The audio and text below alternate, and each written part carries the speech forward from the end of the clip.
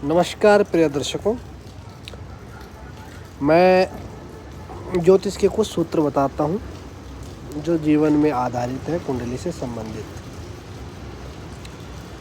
दोस्तों, जहाँ मंगल बैठते हैं, कुंडली के किसी भी भाव में बैठा हो सकता है आपका मंगल।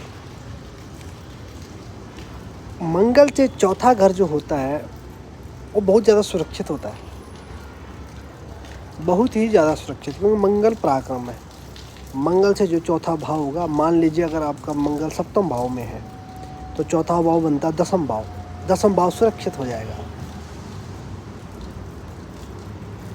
और जहाँ राहु हो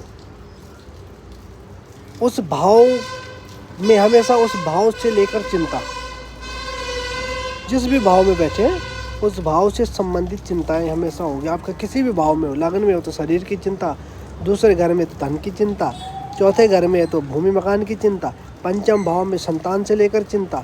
तो जिस भी भाव में राहु होते हैं उस भाव से संबंधित चिंता और डर।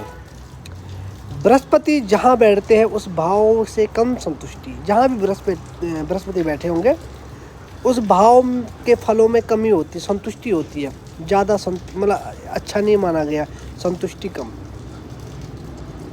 शनि जिस भाव में बैठते उस भाव से आठवां भाव जो होता है वो दब जाता है। यानी कि अगर शनि एकादश भाव में है तो एकादश भाव से अष्टम भाव बनता है उसका छठा घर। छठा घर रोग का है, रिपु का है, ऋण का है, आपकी नौकरी का है। इन चीज़ों में सडनली कुछ चेंजेस आ सकते हैं, बदलाव आ सकते हैं।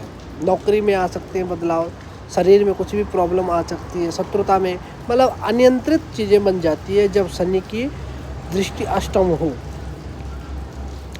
सूर्य जिस भाव में बैठते हैं उस भाव से आठवां जो घर है वो आठवां घर विशेष प्रभावित होता है सूर्य से।